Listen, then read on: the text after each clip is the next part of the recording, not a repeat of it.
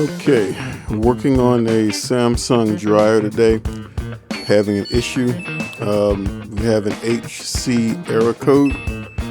You start it up, it'll run for a couple of seconds, and then it will shut off. Let's see what we had going on here. Now, according to the Samsung tech manual, if you have an HC error code, the issue is either going to be a thermistor, or the control board. And I can tell you one is significantly more expensive than the other. So we got to take it apart, check the thermistor first since it's the cheapest one. Unplug your machine, lift it up, and at the base you've got four number 2 screws. Screws under there. Use a number 2 screwdriver or driver to get those out first that connect to the base. Then sit it back down, get in between those tabs on the corners there and lift it up. Give yourself some clearance where you can have some slack. You have to disconnect the door switch and also the tub lamp there. So the tub lamp, you can see that white connector there, disconnect that. But you got to give yourself some clearance or some slack when it comes to the door switch. So take those off, remove those 3 screws, at the top, and disconnect what you can right there. You got 3 screws up at the top, one to the left and the right, and also one in the middle. Take those out, and then you have to release the tabs up front there as well. You can use like a flathead screwdriver to get those out, and be careful. So you got that particular screw there at the front top, and those 2 at the bottom by the vent. And get those off as well. And once you get those tabs loose, then you can get the front door off. And again, be careful there because it will come right towards you. Again, make sure you have some slack so you can get the door switch off. And remember, when you're putting this back together, don't forget to put that door switch, plug it back in, because if you don't, the dryer won't start. And since you've got the 4 screws down at the bottom already released, that front panel will just come right on off.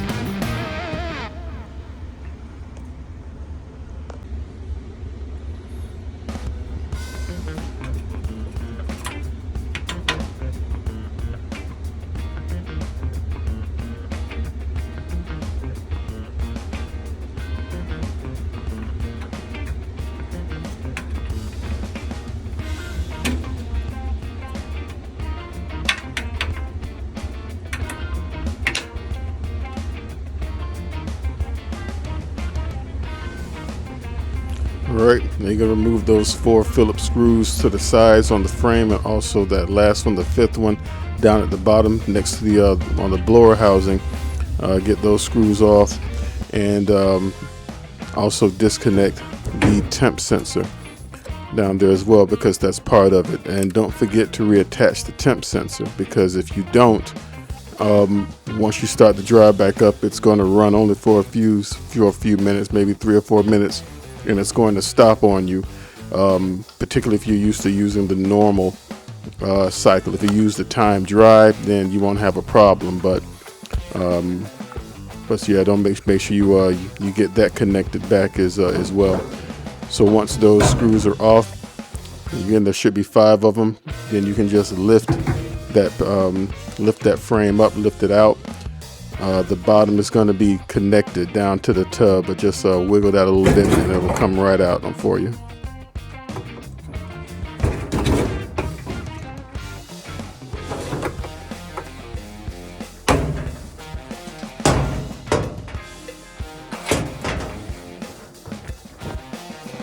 Alright, now you can reach in the back, and you have the dryer belt.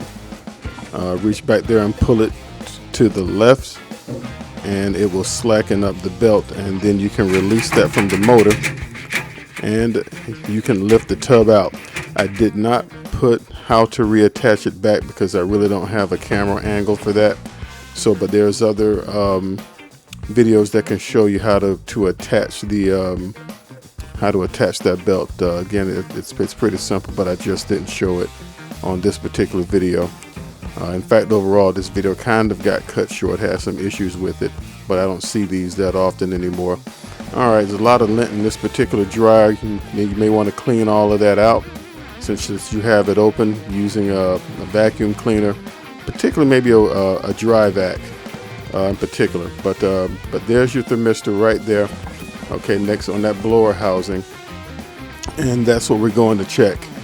Okay, you should have, I believe, for this Samsung, it should be like between 10,000 and 15,000 ohms on the highest setting for that particular thermistor. If it's lower than that, then more than likely that's the issue. And I did check it out, and I believe it came out to maybe like 9, so it was lower. So I did switch out that thermistor, and it did, and that wound up being the issue. I did not put the as far as reattaching everything on this particular video, but short story, that was the issue.